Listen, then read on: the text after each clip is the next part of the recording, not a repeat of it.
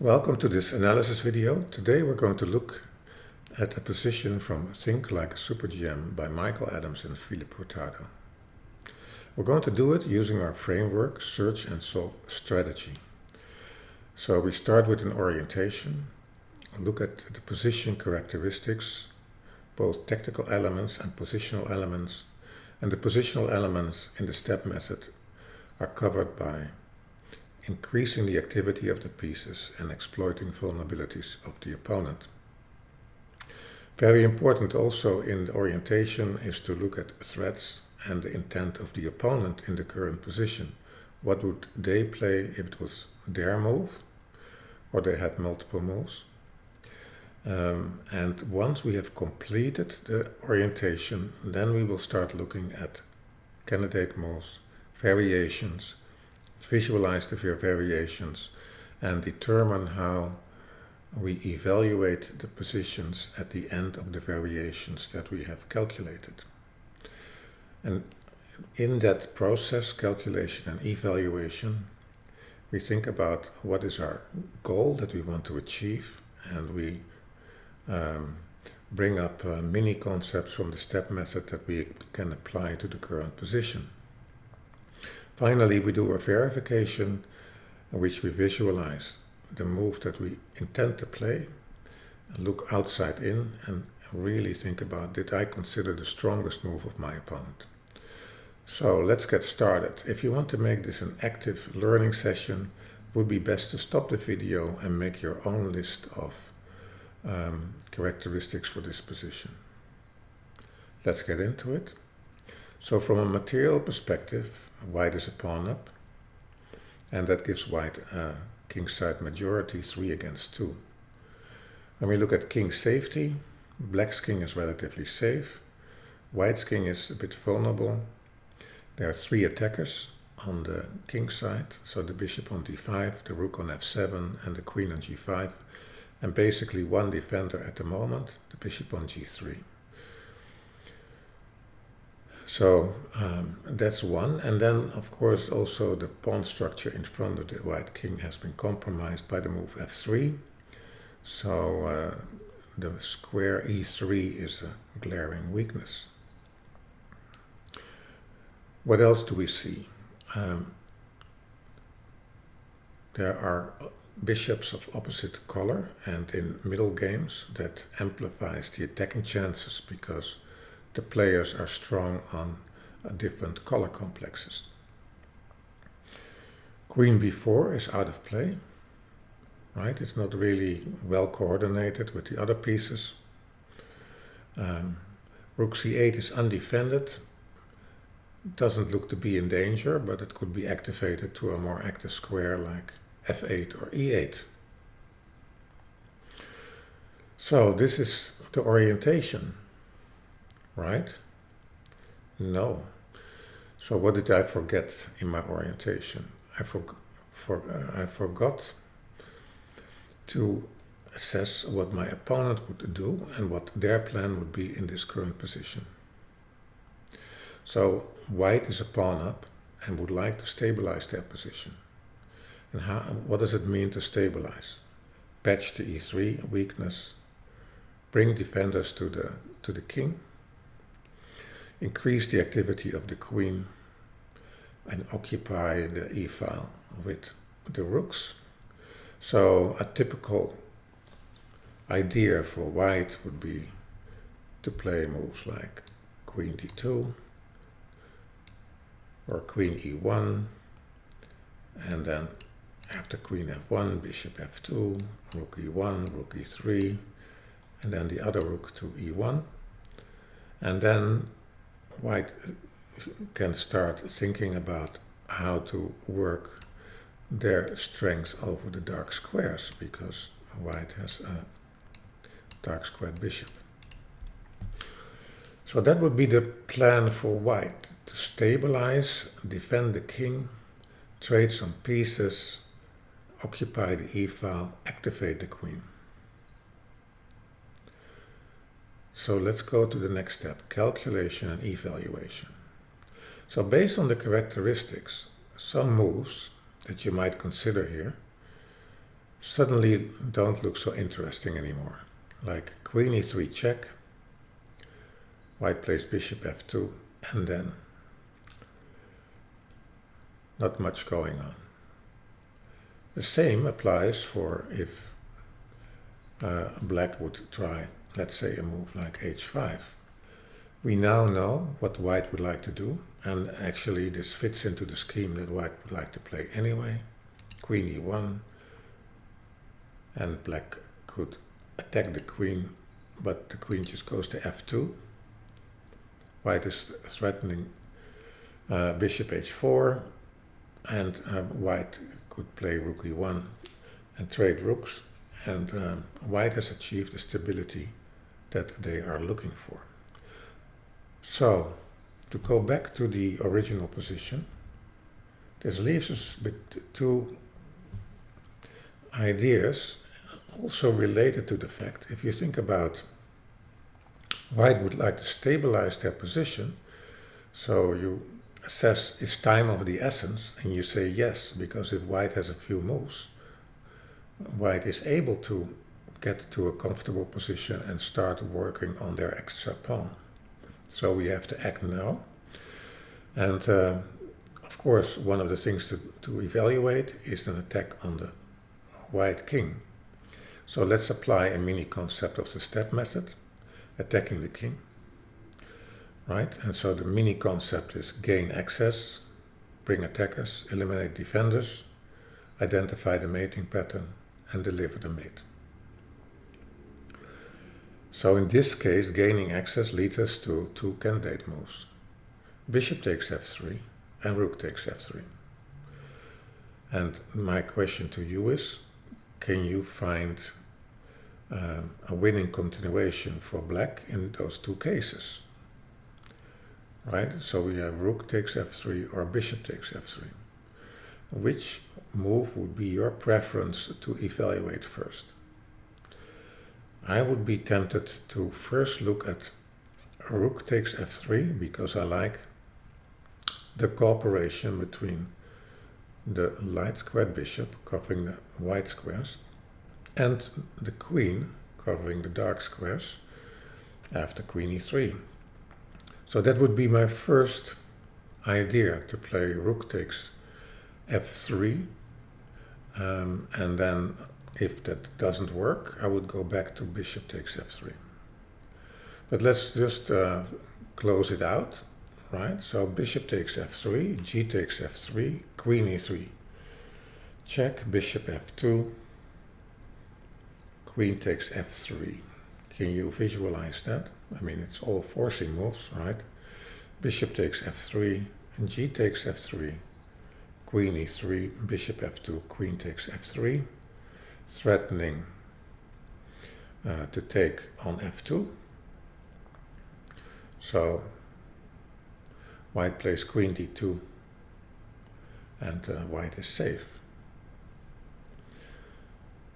So it feels like our intuition is correct, that it's just not spectacular enough, and also on the next move the bishop can defend with playing a move like bishop g3, and white is very stable in that position.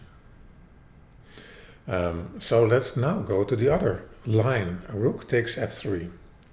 Can you make that one work? So rook takes f3, g takes f3, right? And how would you continue there? Queen e3 check, right? Because that comes with tempo. Doesn't allow white to organize themselves with a move like queen d2 or queen e1, like we saw in the previous lines.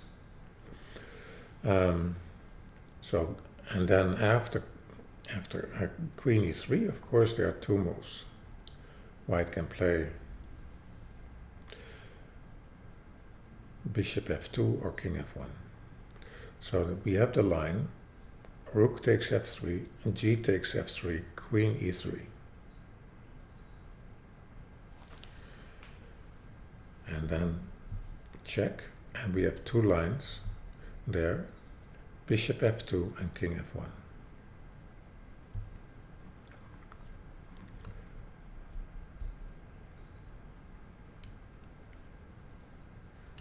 Rook takes f3, g takes f3, queen e3. And now we have two lines for white to consider, bishop here or king here.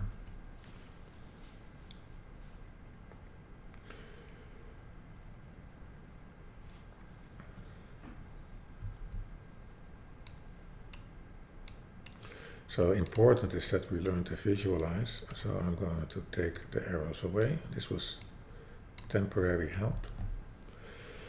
So let's do bishop f2 first, right? So after queen takes f3, black threatens mate in 1 on g2. And then after king f1, right, queen g2, the king would escape to e2. So when we think about the step method, right, we have three roles. We have the piece that delivers the mate, in this case it's the queen, the kingslayer. We have the helper, that's the bishop on d5, protecting the queen. We have a third role, which is the guard. And the guard takes away the escape squares of the king. And in this case, rook e8 would bring in the guard, and then white cannot defend against queen g2 checkmate. So the line was rook takes, pawn takes, queen check. Then we went bishop here. Queen takes, threatening mate. King goes to the side, and we bring our rook to e8 as the guard of the e file, and on the next move we mate on g2.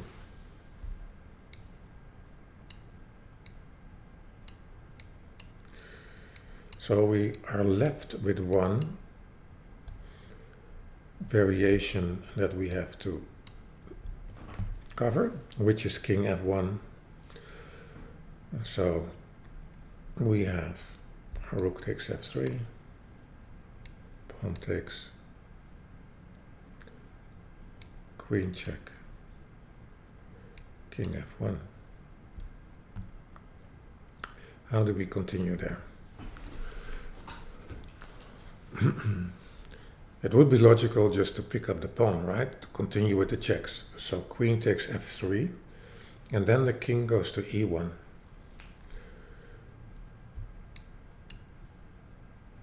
And then the king goes to e1. So we have a queen on f3, right? And the two pawns are gone, and on g2 and f3.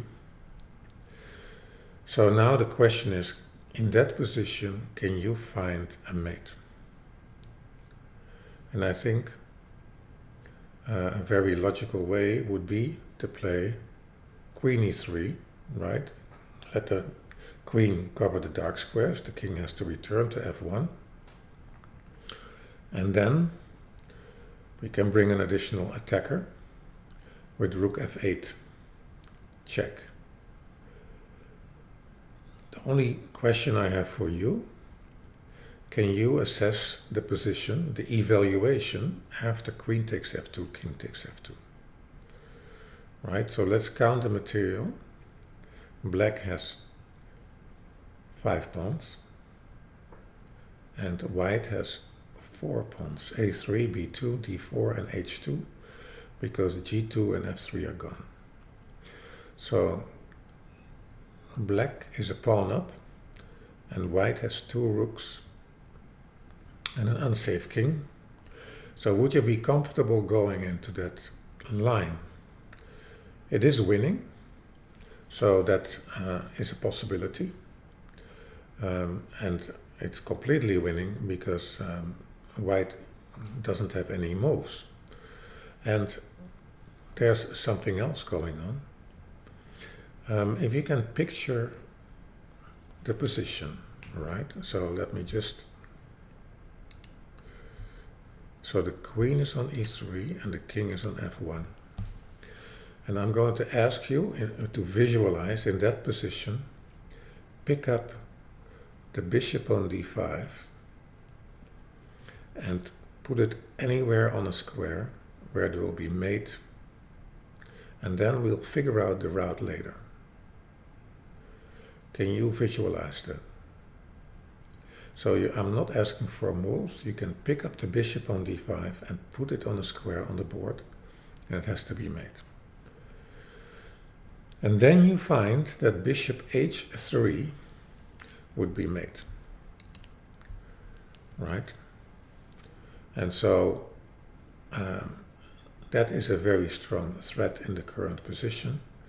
And that means that that black is completely winning, and we can use that at several moments in this position. So rook takes f3, g takes f3, queen e3, king f1, right? We said we are going to take, and then this was the position, king f1, right?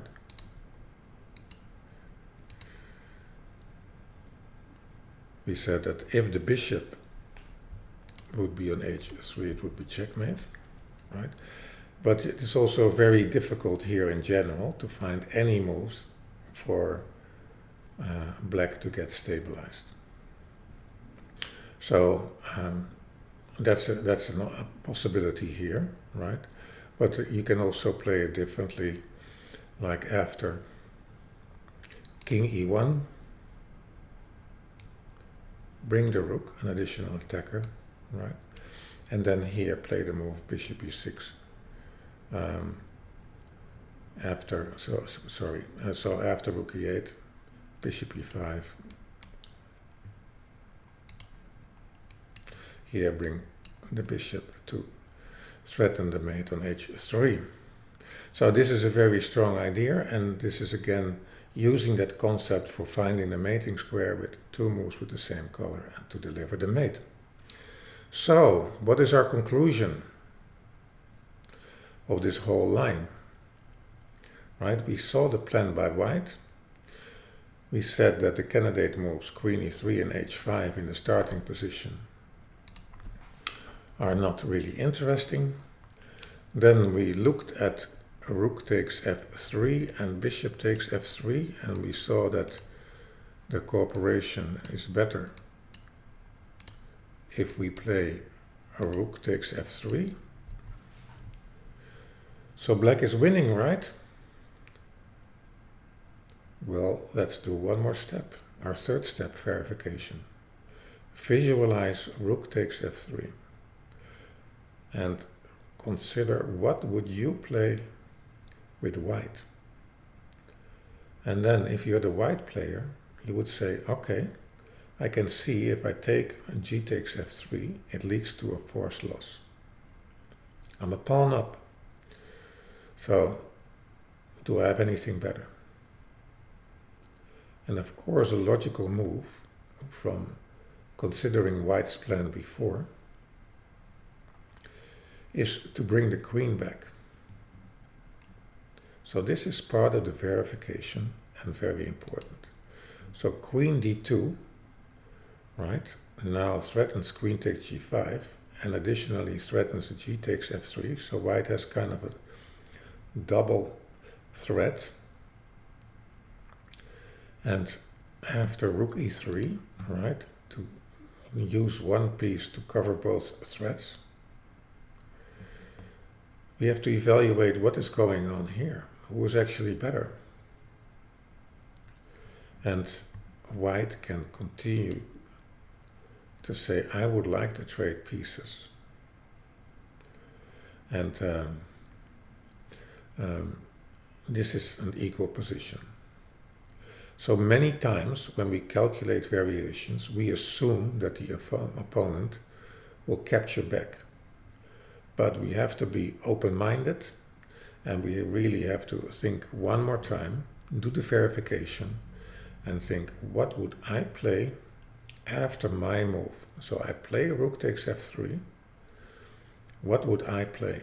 And then you would say, well, I know if I take back, it's a forced loss. So do I have anything else? And then you would bring a defender, and you would say, I'm a pawn up. So I lost a pawn, but this is manageable. Thank you for watching. I hope you like this video.